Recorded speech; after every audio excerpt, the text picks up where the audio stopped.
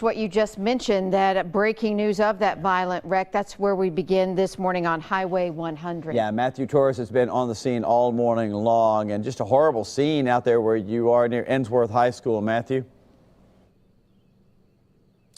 Hey Steve, good morning. We just spoke with Metro Police, just got new information in. Yes, this started out as a fiery crash, but behind me right now, that fire is no longer there. At this point, we still have Metro Police officers on the scene as well as firefighters. Medics have already left. From what they told me, three cars were involved. All three of the drivers were sent to Vanderbilt Medical Center, two of them with minor injuries and one with serious injuries. And as you can tell, we still have a very much active scene. That is the black SUV that you see right there on Highway 1 entry. We are just east of Ensign High School. That is where that is the vehicle that was on fire. Just in front of it, there was actually the white pickup that landed in the embankment. This is what police told us happened. One of the drivers, the driver of that black SUV, was traveling on the westbound lane, somehow drifted and drove into oncoming traffic, hitting one of the pickups, and then another pickup behind it tried to avoid this accident, but instead rolled over and landed in the embankment. So again, two of them are with minor injuries, one of them with serious injuries. What is now being under investigated is the exact cause of all of this, and right now, as Dave mentioned, traffic is still a major issue. Traffic is still being blocked on both lanes, and drivers are having to turn around at this point. They're hoping to open it up soon as the wreckers arrive and remove all of the vehicles. But no doubt the very violent crash that started as a fiery crash, and now three people are in the hospital because of it. Any other updates, we'll make sure to pass that along. For now, we are reporting live in Bellevue. I'm Matthew Torres, News Channel 5 HD. Thank you, Matthew. We're continuing to follow breaking news in Bordeaux. Police are investigating after someone fired at least 6 rounds into this home on Olson Lane. This happened just after 4:30 this morning. 2 people were inside at the time, but thankfully they weren't hurt. The shooter sped off, but so far we haven't gotten a description of the vehicle or the suspect, and we continue to follow the latest. We will bring you more updates this morning as we get them. A wanted fugitive is dead after a high-speed chase ended with a deadly shootout this morning. There are a lot more questions, though, about this suspect and actually how he died. Was it law enforcement? Was it self-inflicted? Shane Townsley is who we're talking about. He was wanted up in Indiana on multiple charges, including murder. Law enforcement tracked him down here in Tennessee to a home in Rickman. That's in Overton County. Well, that happened yesterday, and then things took a violent turn. Officials surrounded the home. Townsley hopped in a car, sped away. He shot at deputies as he's driving. Deputies were firing back, didn't know if they'd hit him or not. The chase continued until Townsley stopped and broke into a neighbor's home. He held the couple at gunpoint before stealing their truck. Sky 5 HD was on the scene by this point, and you see where the deputies then found this truck. It had crashed into a ravine. Townsley was found dead inside the truck.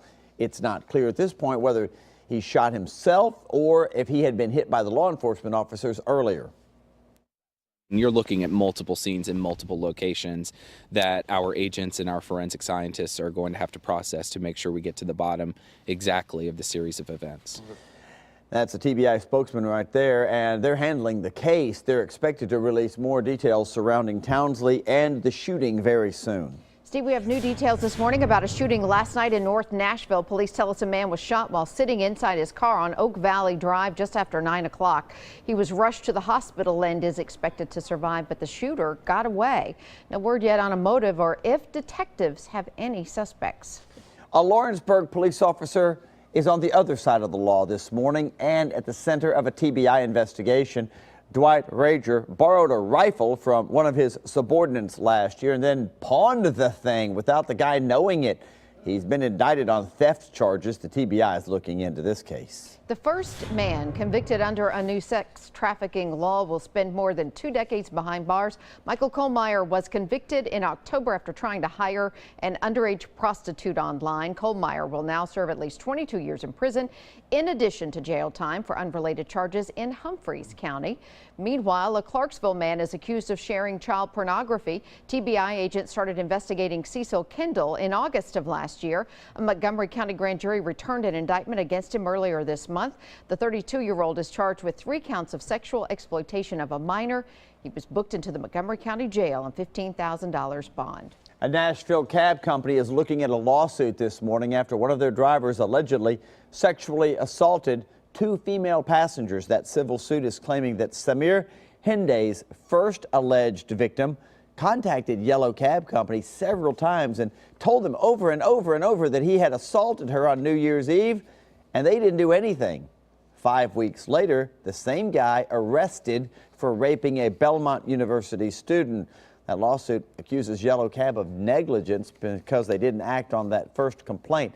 Hendy's case is currently now in front of a grand jury. And a bill that would allow people to carry guns in public parks and playgrounds is sitting on the governor's desk, and he says he may not sign it. The governor says he still has some questions about exactly how close gun owners would be allowed to school activities in these parks. He plans to make a decision over the weekend. All right, let's take a live look at Bridgestone Arena right there, because this morning they're probably still feeling some of the reverberation. Last night it was rocking. You've seen it from the HD Skycam. Smashville in rare form last night. The Preds were in town to face off against the Chicago Blackhawks in Game 5. It was win or go home, be done for the season.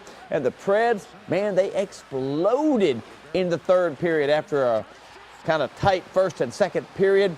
They put 4 goals past Scott Darling there in the third period alone. We've got full highlights and a preview of another must-win Game 6 that's coming up in sports. From rockin' to running, we're just under 24 hours away from the gun going off at the St. Jude Country Music Marathon, where 30,000 runners are expected on Broadway tomorrow morning. That's where Cuthbert Langley joins us now live from this morning. And Cuthbert, a lot of people a little bit worried about the forecast for tomorrow. Yeah, I think that's a fair way to put it, Amy. A lot of people's eyes will be peeled and onto the forecast, making sure that the weather will cooperate. We talked to runners yesterday, and they really said regardless of what the weather does, they are excited. Behind me right here, 4th and Broadway, this is where the starting line will be. It will look totally different 24 hours from now. If you can imagine, about 30,000 or so people behind me. That's what it's going to look like, plus hundreds of onlookers on the sides here along Broadway.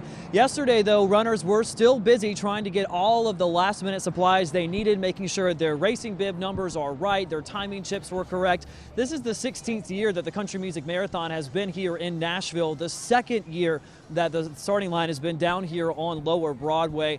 The expo at the Music City Center begins this morning again at 10 and lasts until 7 tonight. So that's the time that you need to go pick up all of your bib numbers and t-shirts and all of that for the big race tomorrow. Road closures are going to be the story too. They are going to close Lower Broadway around 3 tomorrow morning, and rolling street closures, if you can call it that, beginning at 6 o'clock around the course too. So that's going to be make for a very busy morning. There's one thing I need to talk about, though. Yesterday on News Channel 5 at 4 p.m., my colleague, Chris Conti, was doing a live shot on a treadmill, and he called me out for not running when talking about this marathon. Well, Chris, my friend, the only thing I have to say to you is that the proof is in the pudding. Because look at him, Steve, look, he's running. Yeah. Awesome. I'm running. Awesome. I'm running. This is about all the running you're going to see me do all weekend, I can tell you that. We just need to give a little credit where credit is due. I was running. Well, Chris and I will be covering the race beginning at 5 a.m. tomorrow. He will be here at the starting line. I will be up a little bit at the Demonbreun Traffic Circle having a blast where all of the live bands are going to be. We're going to have a great time. And Steve, 30 minutes ago, Amy says that Chris did a better job than I did of running. You know those little running treadmills they have at desks? We should give Amy one so she can anchor while doing the treadmill and see how that works. Exactly. So what are you saying? What are you saying exactly? Oh boy, okay. Are you saying I need to exercise more? What are you saying? Wow. Yeah, bring it. Yeah. I'm saying it's a good thing you and I aren't racing together, because I think I would leave you in the dust. You know what? I can't disagree with you there. Yeah. Hey, nice job though, Yes. running there in that live shot yesterday. You ran for 6 seconds. Yeah. Well, Conti ran for maybe a total of 15 seconds. Don't let that package in between his live shots trick you up there. Still twice as far as you ran, apparently. All right. Well, I know I'm going to enjoy tomorrow morning sitting at home watching everybody run. That's the best viewing spot. All right. All right. Thank Sounds you, dear. good. Thanks, We'll have a Cuthbert. good time.